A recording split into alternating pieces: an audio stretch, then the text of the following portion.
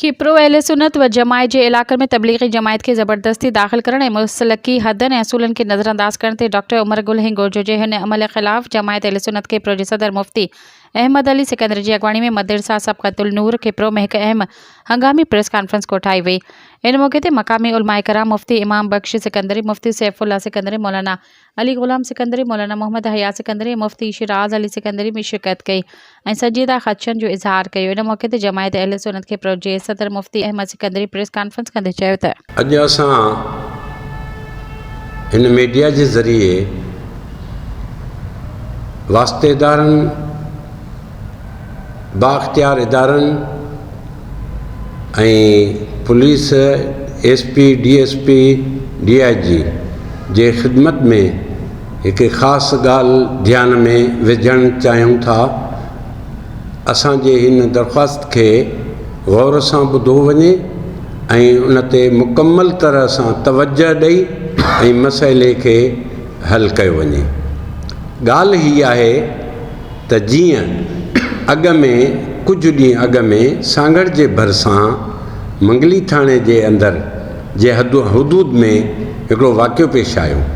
उते कुझु ॾींहं अॻ में तबलीगी जमायत वारा आया, उतां जे पेश इमाम उनखे मस्जिद में अचण खां रोकियो, जंहिंजे रद्द अमल में उतां जे तबलीगी जमात जा सरकर्दा या उन्हनि जा जेके पालण वारा हुया उन्हनि उन आलिम दीन ते हमिलो करे ऐं उनखे रतो रत करे मरणी करे छॾियो।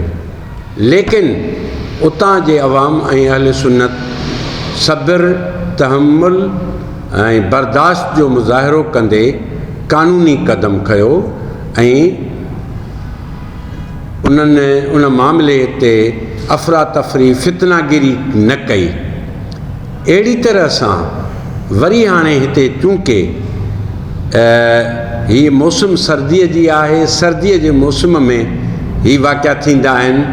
उहो हिन तरह सां त तबलीगी जमायत वारा थधनि इलाइक़नि वारा जेके आहिनि से हेॾां था अचनि हाणे, ऐं जेके तबलीगी जमायत वारा आहिनि उहे अक्सर पश्तो ॻाल्हाइनि था।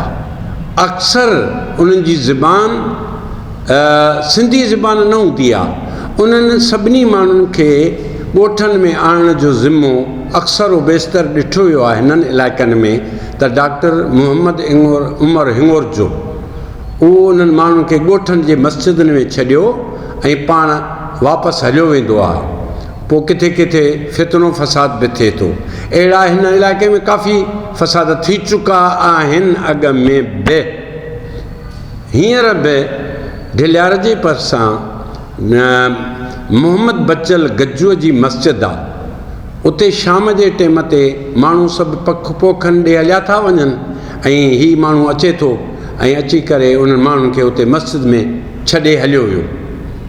ॻोठाणनि ऐं उतां इलाइक़े जे उलमानि उन्हनि माण्हुनि खे पुछो, भाउ तव्हां हिते कीअं आया आहियो, तव्हांखे ख़बर आहे त हिते केरु था रहनि कीअं? चए असांखे ख़बर कान्हे, असांखे त डॉक्टर मोहम्मद उमर छॾे वियो आहे, असां हिते तबलीग कंदासीं।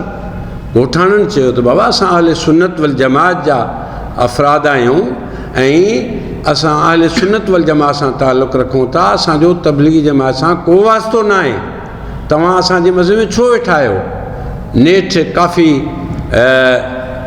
अफ़ाम तफ़हीम सां ऐं माशा अल्लाह साईं इमाम बख्श ऐं साईं फैज़ ममन ऐं साईं महबूब अली कारी साहिबु हुआ, ॿिया उलमा हुआ, सुहिणे नमूने सां उन्हनि माण्हुनि ॻोठ वारनि गॾिजी करे उन्हनि माण्हुनि खे उतां रवानो कयो। लेकिन सुवालु हीअ आहे त जॾहिं बग़ैर इजाज़त जे कंहिं घरनि में, कंहिं ॻोठनि में माण्हुनि खे छॾे वेंदा त फितनो थींदो, फ़साद थींदो।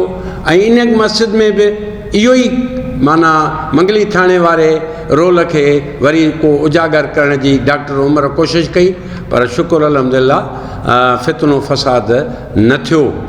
असां हिन अॼोके हिन मीडिया जे ज़रिए असां हुकूमत पाकिस्तान खे गुज़ारिश कयूं था ऐं हितां जे थाणे वारनि खे बि गुज़ारिश कयूं था ऐं SP खे, DSP खे, SHO खे त ख़ुदारा महिरबानी कयो त हिननि माण्हुनि ते पाबंदी हणो। हा, बाक़ी जेकॾहिं को ॻोठ वारा हिननि खे पंहिंजे ॻोठ में रहणु ॾियनि था त असांखे त इतिराज़ु कोन्हे को, असांखे को इतिराज़ु, पर असां वटि जॾहिं न चाहींदे बि ज़ोरी अची वेहंदा त जहिड़ो थींदो लठ हलंदी। इहो त असांजे ॻोठनि जे लाइ, असांजे अवाम जे लाइ तमामु ख़राबु ॻाल्हि आहे। तव्हां महिरबानी करे ऐं असां हिननि आलमनि, साईं मौलाना शिराज़ अली वेठो आहे, साईं हेॾां साईं ग़ुलाम अली वेठो आहे, साईं मौलाना सैफ़ुल्लाह, साईं इमाम बख़्श वेठो आहे, ऐं हेॾां साईं मोहम्मद हयात वेठो आहे, साईं मंसूर अहमद वेठा आहिनि। इहे असां ॿिया बि काफ़ी आलम आहिनि, पर असां इन मीडिया जे ज़रिए असां हुकूमत वारनि खे ऐं बाक़िरदार माण्हुनि खे अर्ज़ु कयूं था त डॉक्टर साहब खे, असां डॉक्टर साहब खे बि अर्ज़ु कयूं था त महिरबानी कर साईं, तूं असां ते अहसान कर, ॻोठ वारनि ते अहसान कर, असांखे हरू भरू फितननि में जहिड़नि में छो थो विझी। तव्हां महिरबानी कयो। हा, तव्हांजा जेके ॻोठ आहिनि जिथे हुननि खे ख़ुशामदेद चवनि था त हिते तव्हां लख दफ़ा वञो, पर जिथे नथा चाहिनि तव्हां महिरबानी करे उन ॻोठ में न वञो। ऐं जेकॾहिं ख़ुदा न ख़ास्ता किथे बि जहिड़ो थियो, लठ हली या को मामिलो थियो, त पोइ उनजी FIR असां हुकूमत खे था चऊं त डॉक्टर उमर ते कट, त या उनखे उनजो ज़िमेदार ठहिरायो वञे।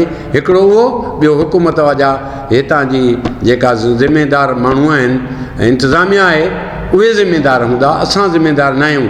पोइ सुभाणे चवंदा तव्हां मौलवी जेके आहियो वेड़ो था कयो, जहिड़ो था करायो। असां त बाबा जहिड़े खां पाक जमात आहे असांजी, असां कॾहिं जहिड़ो न करायो आहे, न कराईंदासूं, न करणु ॾींदासूं।